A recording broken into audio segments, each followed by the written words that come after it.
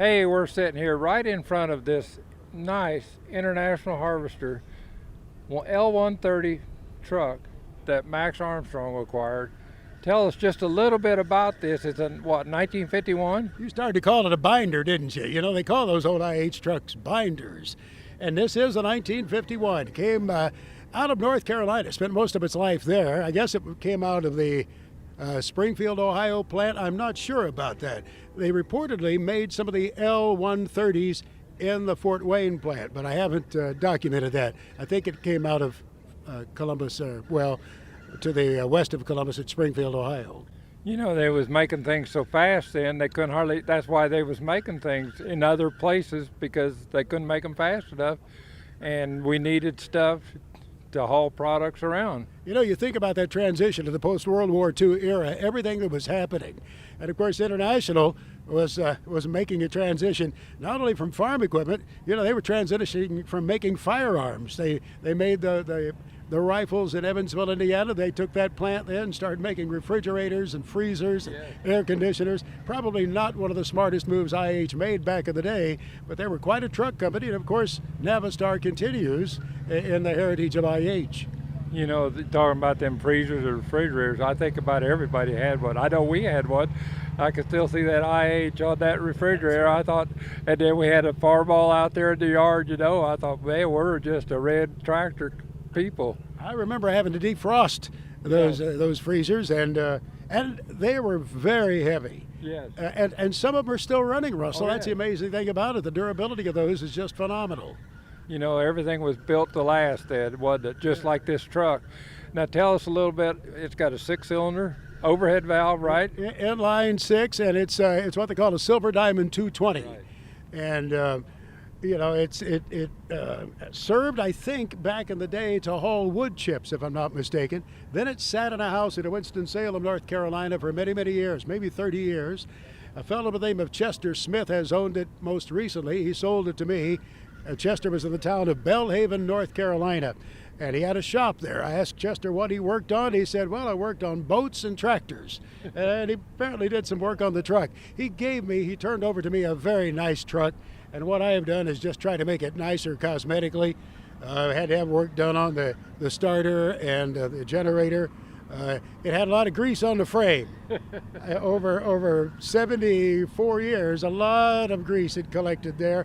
I spent quite a few days in under that truck doing some scraping. I didn't get it all, and I've got a couple of Zerks that won't yet take grease. We'll take care of that one of these days. I don't think I'm going to drive it too far here at the Half Century. One thing about that grease underneath, it kind of tells me that, you know, that way everything don't squeak quite as bad then, because it's pretty good.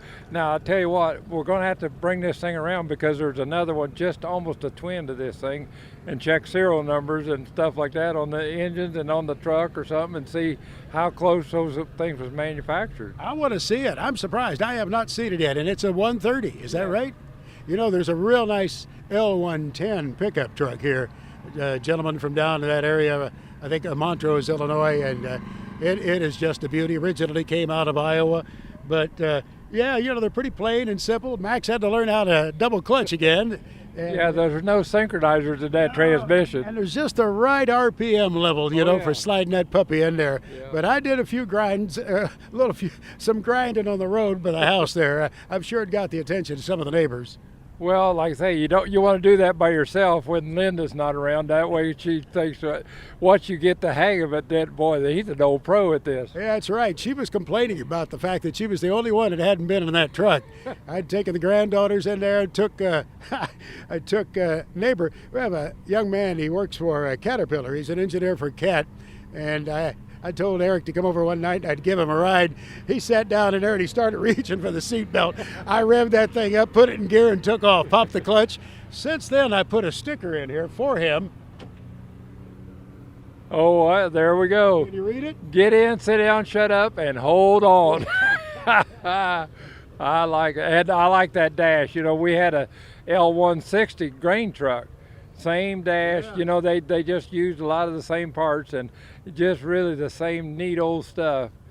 Yeah, it's just all the. Did you notice how nice and snug? Oh, listen! Oh, listen to that door. Put the mic down. We need to. Oh, Oh. baby. That thing is tight. It was, when I saw it listed on Facebook Marketplace, I called a farmer that I know at Belhaven, North Carolina, Darren Armstrong, past chairman of the U.S. Grains Council about 5 years ago. And he said, yeah, he said, that fella is a distant relative of my wife. I'll go over and check it out. In 45 minutes, I had pictures and a video clip and heard that truck door shut. And it was Linda, my wife Linda, who said, you call him right now.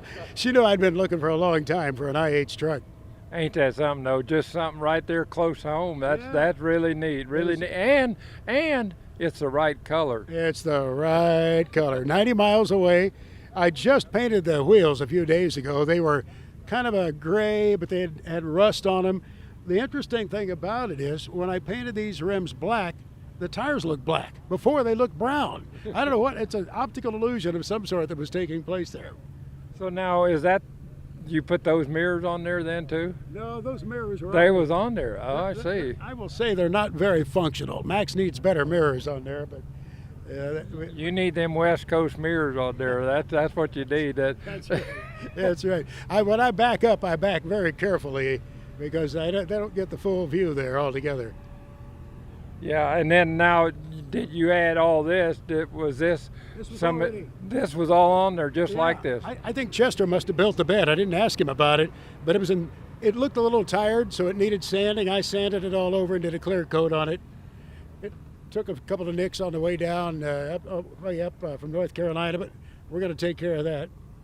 Now it's also got some hold downs in the bed. Now you can haul the Super H in here maybe? What do you think? Well, can we get the Super H in there? I think the Super H would be a little tight. Maybe the Super H pedal tractor. Oh. I thought about that, you know. Go put the pedal tractor in there and put a trailer behind it with the Super H on behind the truck on a trailer. What do you think? That would be it. I think that might work after all. But yeah, it's fun. I changed out those brackets and just little things that I've done. Oh, you can just keep tweaking things all the time, can't you? That's right. That's exactly right. Chester gave me a great truck and sold me a great truck, and I'm happy to kind of improve on it just a little bit as I go along. How many miles is on it? Do you are they actual? You think? Well, 73,000. So for it's approximately a little over 1,000 miles. About 1,000 miles a year. There's something else I have to show you. So now, how far was the church away from it that they drove it to church and back every Sunday? That's right. What you can't see on this side is the radio antenna. Oh. And there was an antenna there, but it was all beat up. And so I put a brand new one on there. I think it's originally a Volkswagen antenna.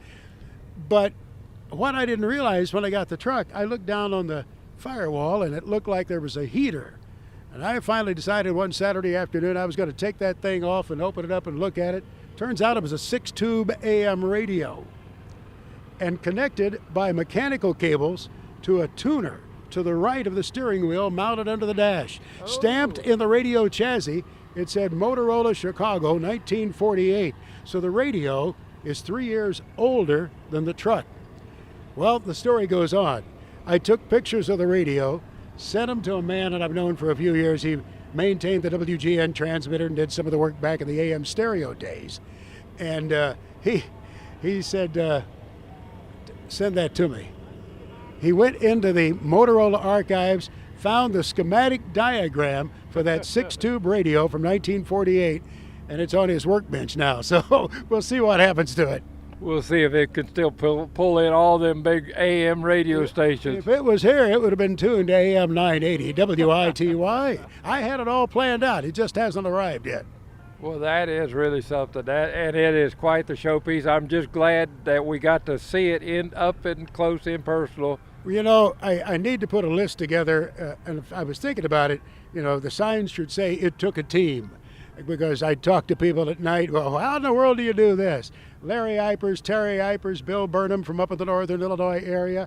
Guys I would just call up and say, hey, what can you do to help me with this? And my neighbor right across the road from me, retired telephone company man, helped me wrap some of the wires, dress the wires a little bit. Some of those had shown wear over the years. The insulation was worn, and we wanted to get it to make sure it was going to be dependable. And so Johnny Broughton, retired telephone man who used to pull in the lines for the basketball games in North Carolina and hook up the circuits for the TV shows helped me with the old International. I'll forever be appreciative. Well, like you say, them old wires, that was that cotton braid around them. Yes. And that's what some of the problem was, that gets old and brittle. And like you say, look at all the care and love that you give that truck. That's right. And David Farrell from down in that Raleigh, North Carolina area was hauling a tractor up here, and I said to him, I said, David, you don't have an extra 20 feet behind there, do you? And it was a nice, snug ride, I guess, and he drove up, I think it was well over 13 hours, probably 770 miles from Raleigh right up here to the half century of progress. So I'm very appreciative and will forever be indebted to David for what he's done to help me out. So now that was a green tractor though with a red truck? I think it might have been. I didn't see the load come in, but that was the threat. David has been known to gig me a little bit. I have to check his truck over. I was afraid he put a John Deere sign on it. Oh, but I don't know if he knows. Chester added a temperature gauge in there under the dash because he didn't think the one under the dash was working. Well, guess what? It's a doggone John Deere temperature gauge. Oh, really? Oh, no. Now you know. Now we know the rest of the story. Yes. There we go.